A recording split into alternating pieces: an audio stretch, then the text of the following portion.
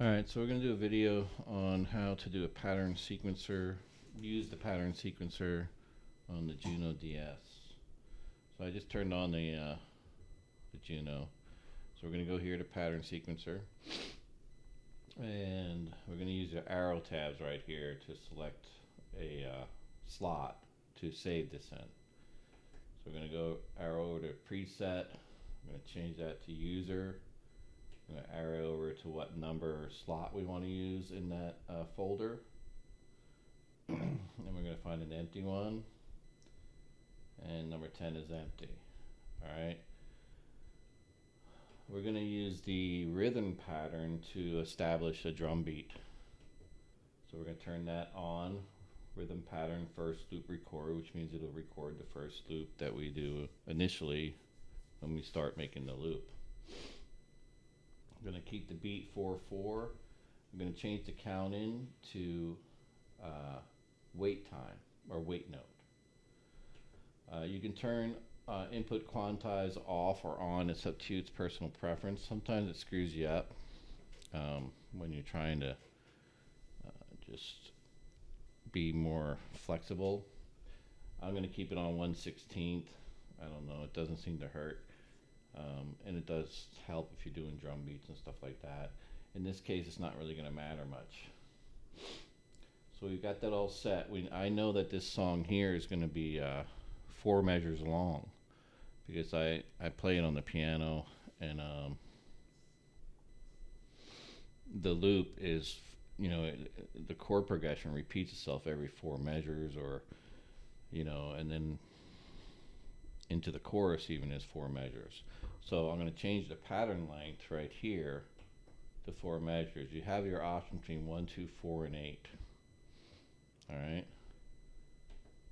And I'm going to do it with copying, because with copying means that you can, after you record onto that particular phrase pad, you can copy over it with the same instrument. You can't change instruments. It's only 1 instrument per phrase pad. Okay? Yes. Enter. Okay. Now also, we changed the pattern length to 4 measures. That means that every single phrase pad is going to be 4 measures long. You can't have 2 measures on one, or any combination thereof. It's 4 is 4. Okay. I know that this song is going to be around 110 tempo, so I changed the tempo to 110. Enter. Or just turn it off there. And then we'll see that little note on the phrase pad right there. Tells you what the tempo is. So we're pretty set.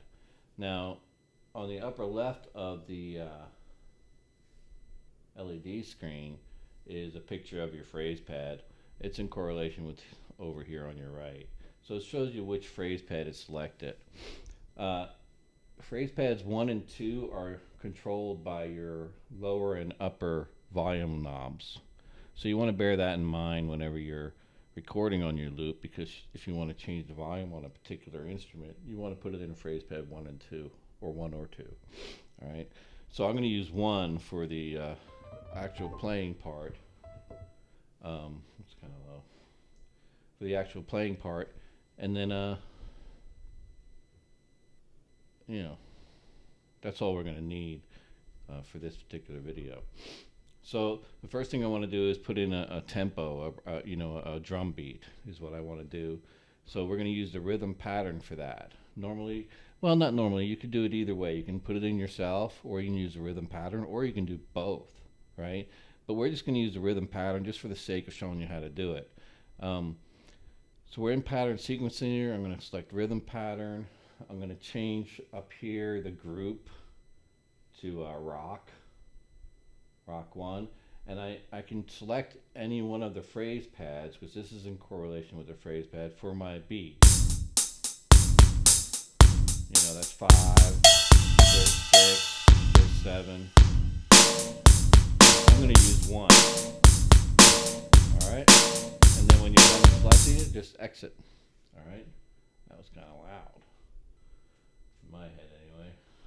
I got earphones here, headset on. Alright, so now when we start recording our first loop, it's going to record that with it.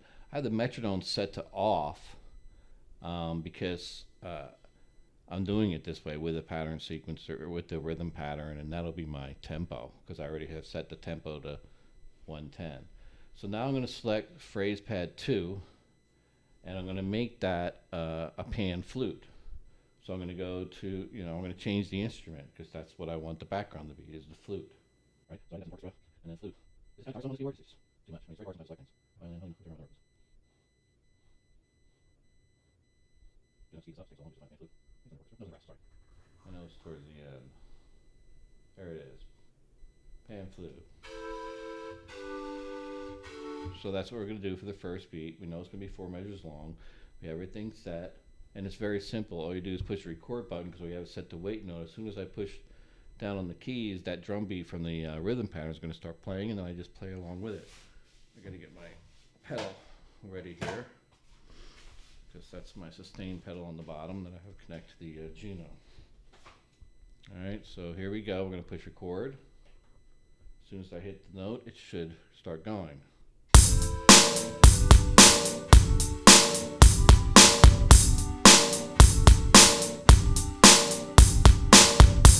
There you go, it already recorded it.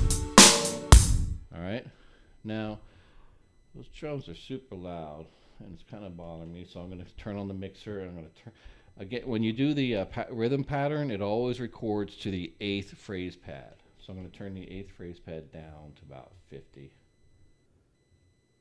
It's just really loud in my head. I don't know how it sounds like on the. I'm using Vegas Pro to record this with, but I'm going to change it. So there you go. I changed it. So now let's listen. Okay, so that's recorded, right? Now I want to put bass with that. I'm going to put the bass right next to the pan flute, and I'm going to use just some. There's one called accent bass. I changed it to 3. You see it's changed on the LED, so I know I'm selected in number 3, right? So I'm going to change that to number 49. I already know the number. Bass.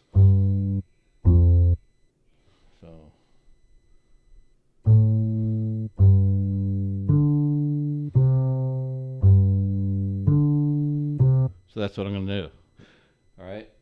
So again, we push record. As soon as I push the button, it's going to record. Here we go.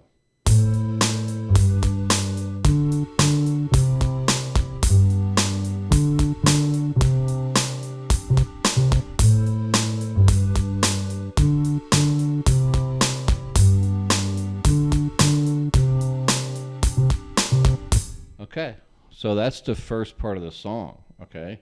So now the chorus, I already know how the chorus goes. It's a very simple chorus on this song. But see, when I go to select and I'm playing the lead, I guess you'd call it, in this song, I'm gonna have to change when it goes to chorus. So that's why I got 2 and 3 together, and I'm gonna have 6 and 7 together. And that way I'll use 4 fingers at the same time. It'll turn 2 sets off and 2 sets on at the same time leading into the chorus.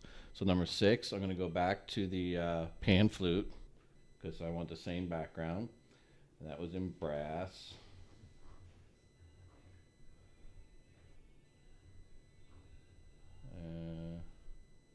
Right there. I didn't. You can change, the sound of it through the dials here on the upper left with the cutoff and their resonance, stuff like that if you want. I'm not doing it because I'm trying to be a little bit quick here because I know how it is when I watch YouTube videos. I just want to get to the point. No faking cooking MCs like a pound of bacon. So anyway, so here we go. We're back on that. Got my pedal. I didn't use it that good last time. I know that it's GFC, but before I do this, I'm going to mute 2 and 3 because they don't follow the same chord progression. Okay, I just hit the mute button, mute 2 and 3, unmute, make sure I'm on number 6 here in the LED, push record. I know it's GFC, so here we go.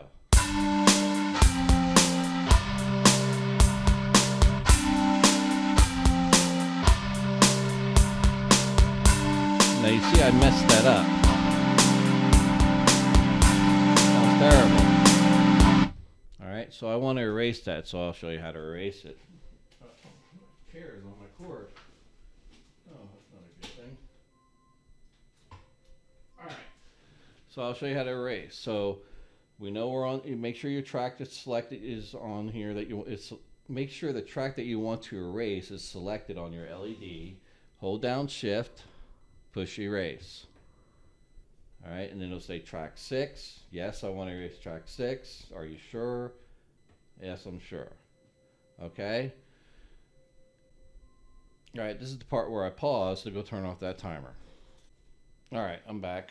So I had to, I changed number 6 to pan flute.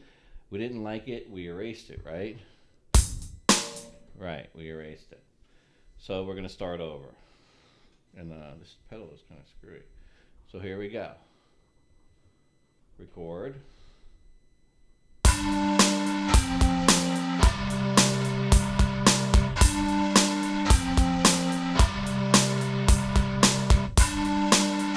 There we go. We got that recorded. Now what we have to do is add bass to it. We're going to put that on number 7. Change it to 7. It changes on the LED. We're going to go back to the guitar bass. We're going to make it number 49. And it's going to be a simple GFC. Record.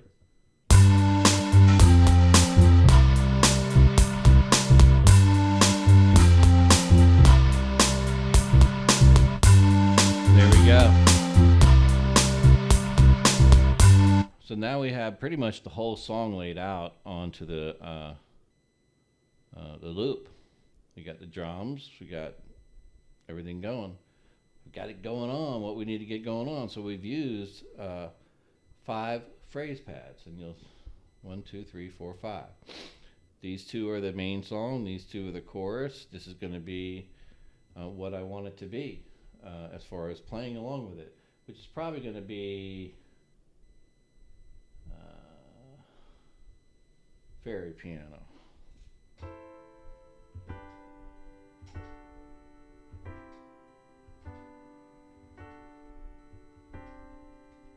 And that's it. So you got it down. In the next video, which is part 2, you're going to see how it is, how it sounds when it all comes together.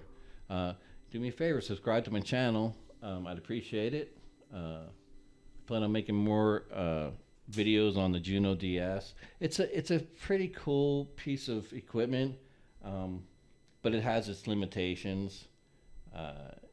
I can't get the piano to sound real good on it for some reason. It might be the mixer that I bought. I got a Mackie mixer, and that's good, but it might not be. I'm gonna have to figure that out.